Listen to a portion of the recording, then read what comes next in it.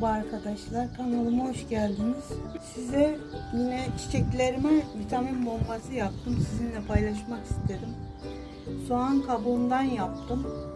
Akşamdan soğan kabuklarını kavanoza koyuyorsunuz. Üstüne de su çekin. Sabaha kadar kalsın. Bu rengi alıyor. Sonra bunu azar azar çiçeklerime döküyorum. Çok güzel geliyor. Tam bir vitamin bombası. Böcekleri de uzaklaştırıyor çiçeklerden.